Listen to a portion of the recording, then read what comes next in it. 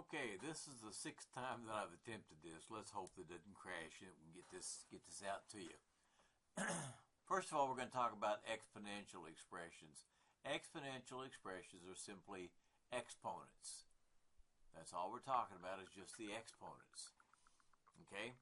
So we've got a base raised to a power, raised to an exponent is a power. So 5 is my base, 2 is my exponent, 5 squared is 25. 3 is the base, 4 is the exponent, 81 would be the power. Okay, now for your work, if the bases are equal, then the exponents are equal. If I have 5 to the x equals 5 squared, then x has to equal the 2. If I have 3 to the x plus 4 equals to 3 to the 6th, then x plus 4 must be equal to 6, and x is equal to 2. Okay, next thing is negative exponents. How do we deal with negative exponents? Negative exponents basically mean fractions, not negative numbers. Okay? Now, if you were in my classroom, I'd write that in about 6-foot letters on my board to make sure that you remember it. Negative exponents never going to give you negative numbers. Basically, if I have x to the negative y, that's simply 1 over x to the positive y. This changes to a positive right here. If I have 3 to the negative 2, that is 3 to the positive 2, or 1/9.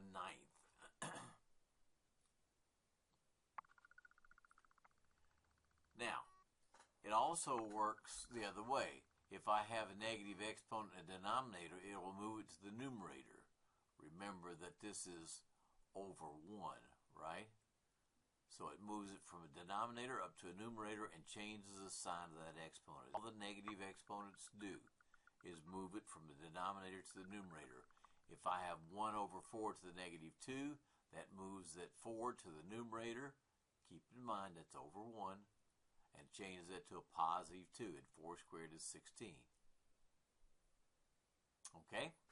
Now, you also have fractions that happen to be associated with negative exponents. That simply flips this fraction over. I can write m over n to the negative x, I can write as n over m to the positive x. I've just turned the fraction over. I've just flipped the fraction. If I have 5 to the negative 3, I said that was 5 over 1. I can flip this fraction over right here and have it 1/5 to the positive third. And that is 1 over 125. Okay? Now, I think I said this, so if we've got the same base, then the exponents have to be equal. So in this case, x is negative third. You don't have to do any fancy footwork on that. Just follow through with what you know. Same base, exponents are equal.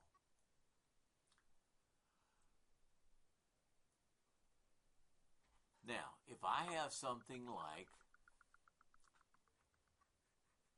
2 to the 4 minus x equals 16. Well, I need to get the same base. And what I realize is that 16 is 2 cubed. So I could rewrite this 16 as 1 over 2 cubed. Well, I've got close. I need to get the same base. I don't have the same base here. This is a 2 and this is a half. So what I can use is that negative exponent and change that from the denominator up to the numerator and change the sign. So now I know that 4 minus x is equal to negative 3. I've got an equation that I can solve, and I get x is equal to 7.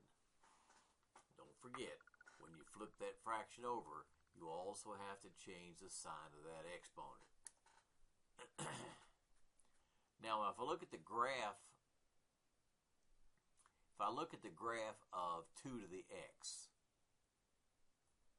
it looks like this. It starts over here real small, and as it moves over, it starts to climb, and it gets steeper, steeper, steeper real quickly. Okay, now I want you to recognize this portion over here is negative exponents. Well, if I've got 2 to the negative 2, if my function is 2 to the x, and x is negative 2, if I've got 2 to the negative 2, that's 1/4. So it's getting smaller over here. At 2, that's only 1/4. At 3, that would be 1/9. At 4, that's 1/16. And you can see it's getting smaller and smaller and smaller. So it's always going to be less than 1, but it'll never be negative. Now, why did I say 1? Well, if x is 0, I've got 2 to the 0. And anything raised to the 0 power, anything raised to the 0 power is 1. It doesn't matter what that number looks like. If I've got 7,942 raised to the 0 power, it is in fact 1. Okay? Alright, now what happens if I have fractional bases? Suppose that instead of x2 to the x, I have 1/2 to the x. Well, what that does, it starts off real big over here and comes down and gets smaller and smaller and smaller. Well, think about it. If I've got x equals negative 2 back over here, 1/2 to the negative 2, flip that fraction over, change the sign, and you get 4. If I've got 3, that's 2 cubed, which is 8, so it's going to get higher and higher and higher the farther back over here to the left that you get. Likewise, if x is equal to 2, 1/2 squared is 1/4. If x is equal to 4, I've got 1/2 to the 4th, and that's going to be 1/16. That's going to get smaller and smaller and smaller as I move out along this x-axis in this direction. Okay, that's the concept of exponentials. Now I'm going to talk about logs, and basically logarithms are just the inverse of your exponentials. Remember, I said that an exponential was a base to a power. Excuse me, that's not true. A base to an exponent. Well, that's not going to let me change it for some reason. Come on, there we go. A base to an exponent.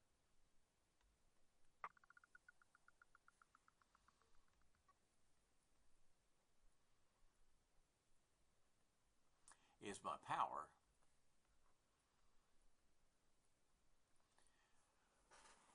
Five was the base, 2 is the exponent, 25 is the power. But I can turn that around and say it's the log base 5. Here's my base 5. Here's my power 25, and the exponent is 2, because 5 squared is in fact 25. If I have log base 3 of 81 is 4, because 3 raised to the 4th power is 81. Okay? Now, your calculator only has 2 bases. It doesn't have a base 5 or a base 3.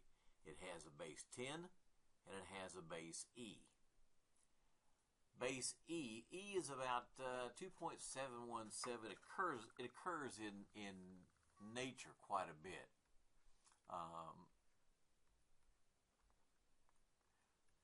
We're not going to use a whole lot of that in this class. Just recognize that when you see log on your calculator, it means the base is 10. It's log base 10. If you see ln on your calculator, it means that the base is E. It's a log base E. Well, we got a problem because we were going to deal with all kinds of different bases here. Well, I need to change the base formula. And if I have a log of a particular base A of a power B, I can say that it's a log of base C of B divided by the log base C of A. Well, don't get too cranked about that. For you, I don't know know why I stopped that. I think my computer fouled up there. For you,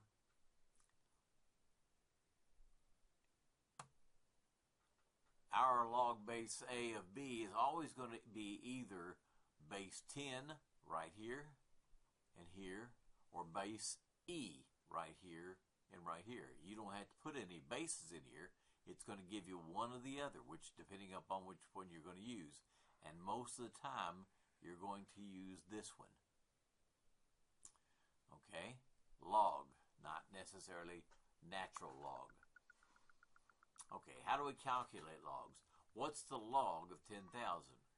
Well, if you have a TI-30XA, the one that I think, I'm not sure who gave it to you, perhaps Katie, you have to put that argument first. If I want the log of 10,000, I'll put 10,000 first and then hit that button that says log. If you've got a TI-83, 84, you enter it just like you see it here. Log of 10,000 and push enter, and you'll both get the same answer of 4. Now, I've already worked it out on both those calculators, so I know that that's accurate. Okay, you got to put the number first on the TI-30XA. All right, suppose that I want, and there won't be too many examples like this, but let's suppose that I want the natural log of 5. For your TI-30XA, again, you put the argument first, and then push the button marked LN, and you'll get 1.609. Now, for the 83 or 84, I've actually shown you the display. All you have to do is enter LN, put your number in 5, close the parentheses, and you'll get exactly the same number. All right, so how do we do this? If I want the log base 4 of 256. Well, I said you take the log of 256 and divide it by the log of 4, just like this. Now, you can use natural log, but it's going to give you your answer in natural logs, and I don't want that.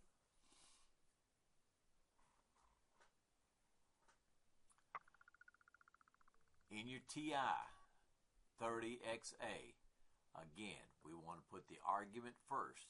I have to do 256, then the log, divided by the 4, and then the log. Whereas with the TI-83 or 84, you just simply enter it. Log of 256 divided by log of 4, just like you see it up here. Okay? Now, the basic shape of the log, if you remember, the exponential started off real low and climbed up high. The log is going to start down here, and it's going to come up and it's going to flatten out. It's going to flatten out a little bit, but it's going to continue to climb. Well, basically, that's a reflection. It's wrapping around a line that goes through. If I just rotate around that, I'll get this thing right here. You don't have to worry about that. I just wanted you to see the basic shape of that log. If your text asks you to do it by table, don't worry about that. Just plug it into your calculator and you get a basic shape of what you want. Now, there are 3 rules regarding logs that you need to know. If I have the log of a product,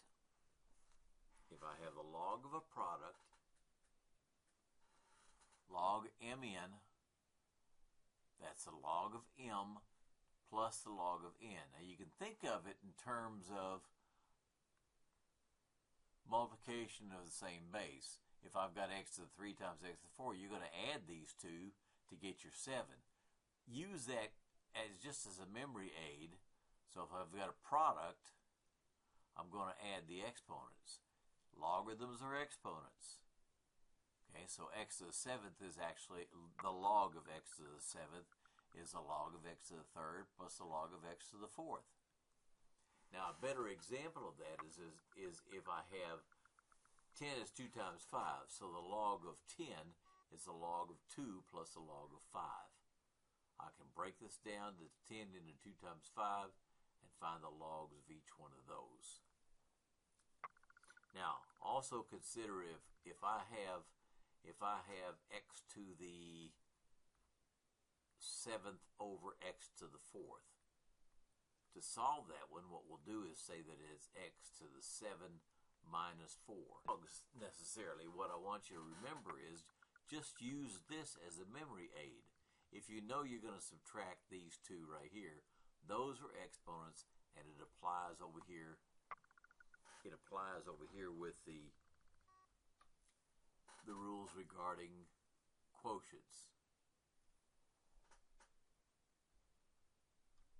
Can't get rid of that little triangle. Yeah, well. The log of m divided by n is a log of m divided by the log of n. That's what you want to remember. If I have 6 divided by 3 is 2, I know that the log of 6 minus the log of 3 is the log of 2. That's the second rule. The third rule is if you have a power. If I have the log of m to the n, it's n times this log right here. So if I have the log of 2 to the third, it's 3 times the log of 2. I can move this exponent 3 out to the side. Those are basically the 3 rules that we're going to deal with logs. With those rules, you should be able to have it, you wouldn't have any trouble with the exam that's coming up. And I'll post a review for you. Actually, I'm going to post the test Thursday. Give you a little head start. You can have the weekend to do it. Don't spend too much time lollygagging, because I have to get the grades back in. Once you're finished with your test, once I give my final exam, I've only got like 48 hours to get it up to the school. So I'll have to grade your exams and get the grades posted and up to the school. So look for the exam tomorrow afternoon. I'll post that up. If you feel like you need to have a face-to-face, you have questions,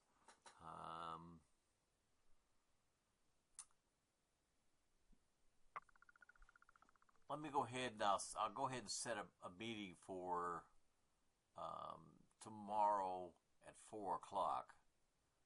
Thursday at 4 o'clock, I'll have a Teams meeting set up. And if you have questions or if you had concerns, you can speak to me then. If that time doesn't work, email me. Let me know when you can meet. Good luck, folks.